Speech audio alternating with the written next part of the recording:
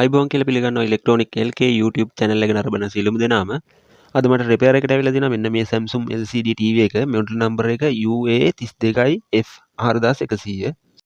මේ TV එක no power කියලා තමයි රිපෙයාර් එකට ආවේ. මම supply දීලා පෙන්නන්නම් මොකද්ද මේකේ වෙන්නේ කියලා. ඔබට පේනවා ඇති display එකේ කිසිම එළියක් එන්නේ නැහැ. රතු පාට indicate light එක blink වෙනවා. මේ විදිහට තමයි මේකේ පෙන්නන්නේ. ඩිස්ප්ලේ එකේ කිසිම එළියක්වත් රූප මොනවත් පේන්නේ නැහැ. ඔබට පේනවා ඇති රතු පාට ලයිට් එක මෙහෙම විදිහට බ්ලින්ක් වෙවි තියෙනවා. මම පවර් බටන් එක ඔබලා පෙන්නන්නම්. ඔබට පේනවා ඇති කිසිම වෙනසක් වෙන්නේ නැහැ. රතු පාට ලයිට් එක බ්ලින්ක් වෙවි තියෙනවා විතරයි. හරි මම දැන් මේකේ බෑක් කවර් එක අයින් කරගන්නවා. එන ටික ඔක්කොම ගලවලා. මුලින්ම මේ ස්ටෑන්ඩ් කොටස අයින් කරගන්න ඕන.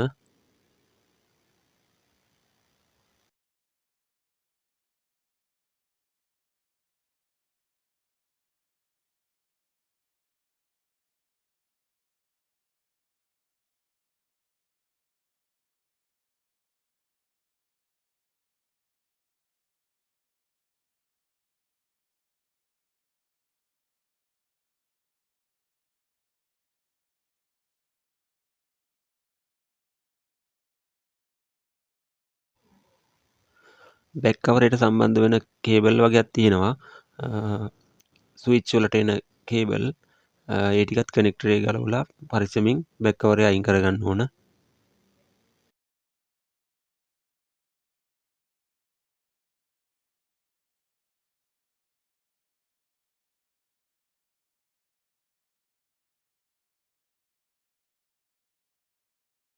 හරි මම දැන් මේකේ පවර් සප්ලයි පැත්ත චෙක් කරගන්න යන්නේ ඉස්සරෝම.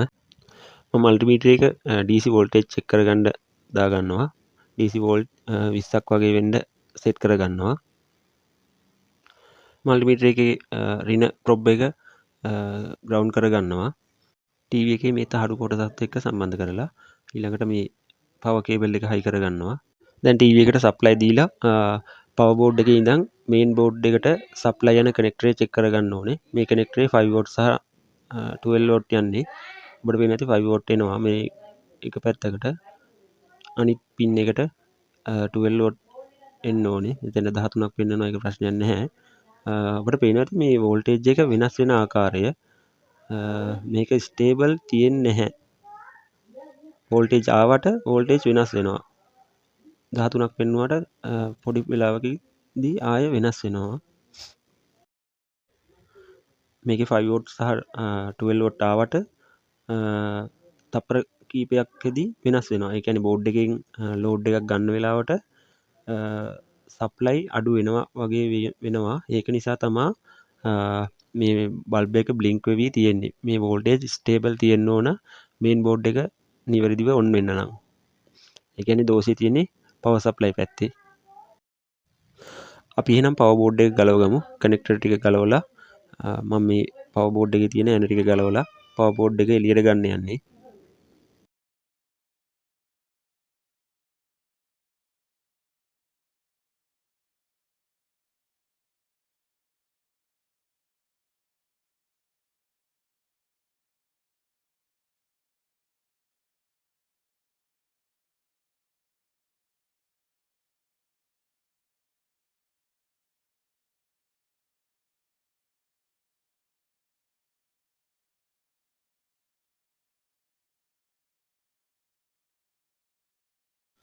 බෝඩ් එක පිටින් බලපුවාම මට ෆෝල්ට් එකක් හොයාගන්න පුළුවන් වුණා.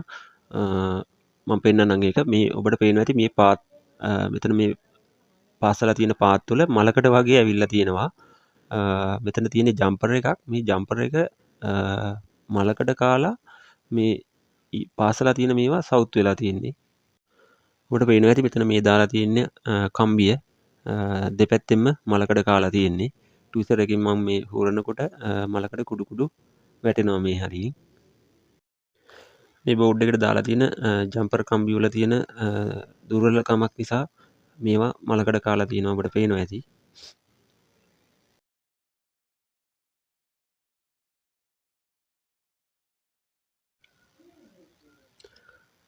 මේ බෝඩ් එකේ තැන් දෙකක මෙහෙම වෙලා තියෙනවා. දැන් මේ මං කලින් පෙන්නපු තැන. අනික් එක තමා බෝඩ් එකේ මෙන්න මෙතන අපිට පේනවා ඇති. ඒක පිටින් බලපුවම හොඳට පේනවා. මේ හරියෙත් පාසලා තියෙන තැන සවුත් වෙලා තියෙන්නේ. ඒත් එතන තියෙන්නේ ජම්පර් එකක්. මේ දාලා තියෙන කම්බි උඩින් මලකඩ කාලා මේ ඊයන් පාසලා තියෙන තැන සවුත් වෙලා තියෙන්නේ. මේ බෝඩ් එකේ ලයිට් වලට යන පාත් එකක් අපිට පේනවා ඇති. මේ කම්බියත් දෙපැත්තෙන් මලකඩ කාලා තියෙන්නේ. මම ටූල්ස් එකෙන් පොඩි තට්ටුවක් දාපුවම ඔබට පේනවා ඇති ඒ දිර්ලා තියෙන තැනින් කම්බිය වින් වෙලා යනවා. පේන හැටියට මේක තමා හේතුව මේ බෝඩ් එක රීස්ටාර්ට් වෙවි තියෙන්න. බෝඩ් එකේ ලෝඩ් එකක් ගන්නකොට මේ මලකඩ කාලා තියෙන ජම්පර් වලින් හරියට ලෝඩ් එක යන්නේ නැති නිසා බෝඩ් එක රීස්ටාර්ට් වෙන්නේ නැති. මම මේ ජම්පර් ටිකට අලුතින් කම්බි ටිකක් තියලා පාස ගන්නවා. මුලින්ම මේක බෝඩ් එක සුද්ධ කරගෙන අපි මේක ඩිසෝල්ඩරින් කරගෙන ජම්පර් ටික ගලවලා අයින් කරගමු. මලකඩ කාලා තියෙන ජම්පර් දෙක.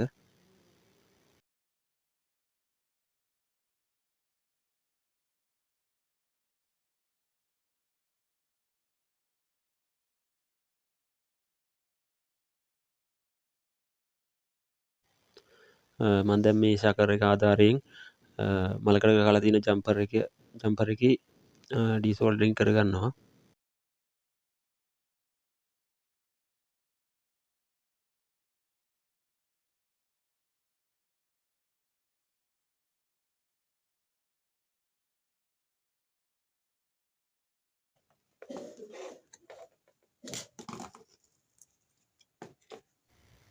මේ තියෙන්නේ මලකඩ කාලා අර කැඩලා ගියපු ජම්පර් කම්බිය.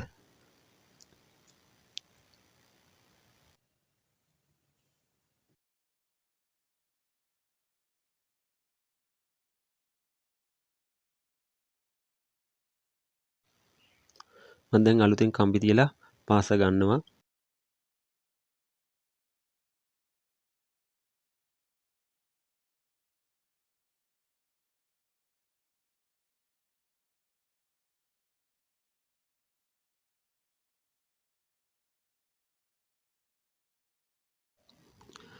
පාසගෙන ඉවරලා මම මේ සම්බන්ධතාවය නිවැරදිව තියෙනවද කියලා චෙක් කරලා බලන්නේ මල්ටිමීටර එක ආධාරයෙන්.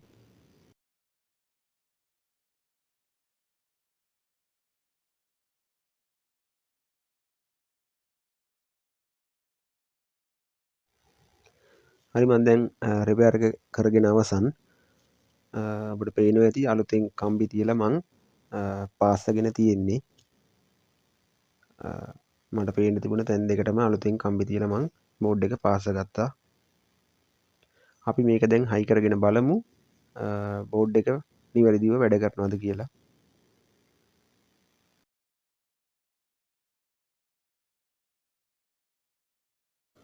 මම දැන් බෝඩ් එක නැවත ටීවී එකට තියලා හයි කරගන්නවා.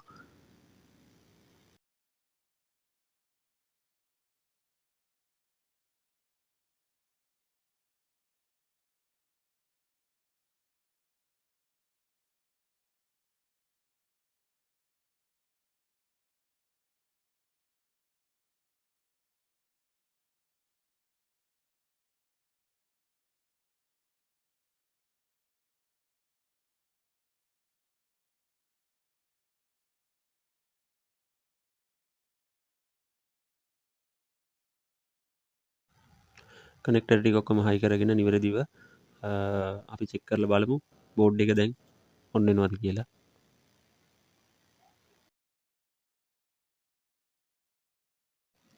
මම දැන් පවර් ඔන් කරා. අපි බලමු ටීවී එක ඔන් වෙනවද කියලා. ඔබට පේනවා ඇති දැන් ටීවී එකේ ඩිස්ප්ලේ එක එනවා. තිරේ වැටලා තියෙනවා චෙක් සිග්නල් කේබල් කියලා. අපේ රිපෙයාර් එක සාර්ථකයි. ඔබට පේනවා ඇති. දැන් නිවැරදිව ටීවී එක ඔන් වෙනවා.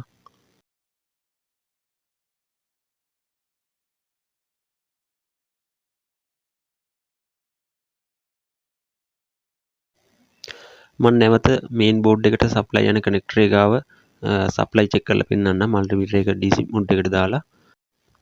පවර් බෝඩ් එකේ output connector supply එන ආකාරය අපි නැවත චෙක් කරලා බලමු. ඔබට මතක ඇති කලින් වෝල්ටේජ් එක වෙනස් වෙවි තමයි ආවේ. දැන් TV එක ඔන් වෙනවා. ඔබට පේනවා ඇති 5 වෝල්ට් කිසි වෙනසක් නැතුව තියෙනවා දැන්. කලින් මේ විදිහට තිබුණ නැහැ. ඔබට පේනවා ඇති 13 වෝල්ටේජ් එකත් වෙනස් වෙන්නේ නැතුව තියෙනවා එක වෝල්ටේජ් එකේ. ඒ බෝඩ් එකේ තිබුණ මලකඩ කාපු ජම්පර් වලින් වෝල්ටේජ් ඩ්‍රොප් වෙන නිසා තමයි බෝඩ් එක රීස්ටාර්ට් වෙවි වැඩ කරන්නේ නැත්තේ. දැන් අපිට බලා ගන්න පුළුවන් වෝල්ටේජ් කිසිම වෙනසක් නැතුව නිවැරදිව එකම විදිහට තියෙනවා. මම TV එකට වීඩියෝ ලයින් එකක් දීලා ඔන් කරලා පෙන්නන්නම්. දැන් කොහොමද තත්ත්වය කියලා. ඔබට පේනවා ඇති ලයිට් එක බ්ලින්ක් වෙන්නේ නැහැ. කලින් බ්ලින්ක් වුණා මේ ඉන්ඩිකේට් ලයිට් එක. TV එක ඔන් කරලා පෙන්නන්නම්.